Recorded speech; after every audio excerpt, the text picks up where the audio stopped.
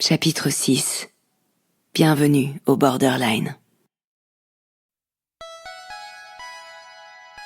« 1933, frontière de Harlem. Des bras chauds, des gestes tendres, je m'envole. Un instant, j'ai l'impression d'être portée par mon père.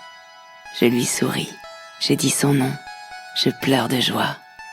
Tout est flou, tout est doux. Un bain, des draps, une odeur de nourriture. Je me réveille dans une chambre somptueuse, allongée sur un grand lit. Des rideaux en velours écarlate, un parquet sombre, des tissus muraux à motifs, des tapis aux couleurs chaudes, des pièces dorées. La douceur des bougies pose un filtre délicat sur cette ambiance rococo. Un homme est assis dans un fauteuil noir. Il a les mains posées sur une canne ornée d'un caducée. Il me fixe. Il est vêtu d'un costume sombre. Ses cheveux sont très courts, presque rasés. Il a une forte mâchoire, des lèvres rouges vifs et une dentition parfaite. Bonjour. Quel est ton prénom ? Je n'ai pas parlé depuis tellement longtemps. Je suis surprise d'entendre ma voix. Anita Black. L'homme se lève. Il est immense. Ses yeux, bleus et glacés, me fixent quelques instants. Mon corps a le réflexe de se blottir dans le lit. Ce sera ta chambre, Anita. Voici ta clé. Bienvenue au Borderline. Il dépose la clé sur mon lit. Une chaînette et une plaque sur laquelle est gravée la lune en guise de porte-clés. Il parle plus bas sans jamais me quitter des yeux.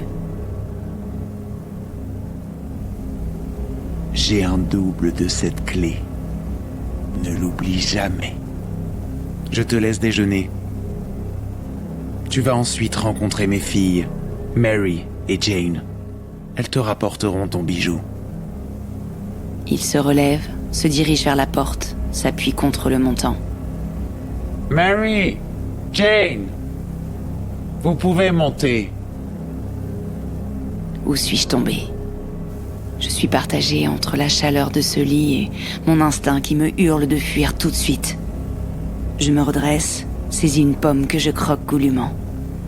Reprendre des forces, vite, et m'échapper. Une voix grinçante me cloue sur place. Ne bouge pas, pas d'un pouce. C'est exactement ce que je viens de dire. Tais-toi, horreur!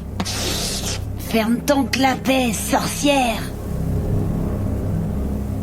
J'esquisse un sourire devant ce spectacle de bienvenue inattendu, presque rassuré. Deux sœurs se tiennent dans l'encadrement de la porte, commencent à se chamailler. Mary, Jane, cessez de vous disputer immédiatement ou je sors le spécial cas. Les deux sœurs cessent. Elles se murmurent des injures salées. De longues franges cachent leur visage, mais le peu de chair et de forme touchés par la lumière apparaissent inhabituels. Elles se blottissent l'une contre l'autre dans la pénombre.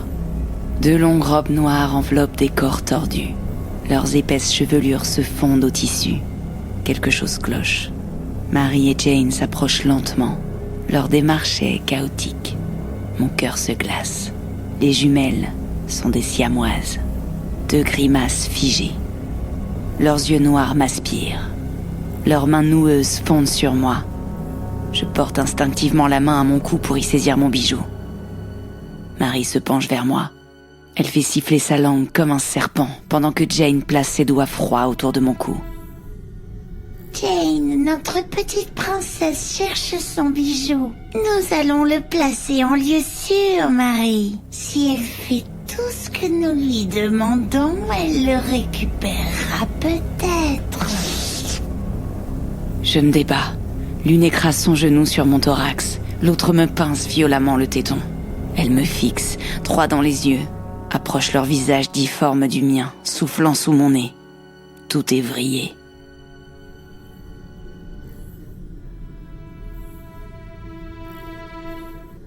L'une a un œil fermé qui a pris place sur sa pommette. Son visage était penché. Il dégouline dans un remous de peau pétrifiée. L'autre a un trou à la place d'une joue, laissant apparaître une denture noire. Un épais filet de bave lui coule jusque dans le cou.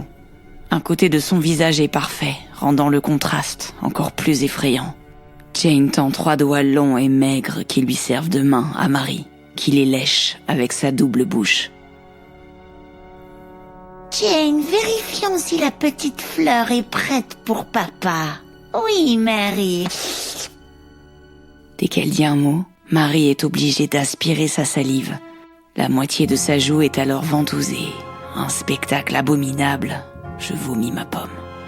L'heure de la vérité a sonné pour notre petite saleté. Fais-le, fais-le, fais-le. Jane lève sa main et la fait redescendre vers moi. Ses doigts glacés glissent entre mes cuisses, comme une grosse araignée. Elle me pénètre violemment.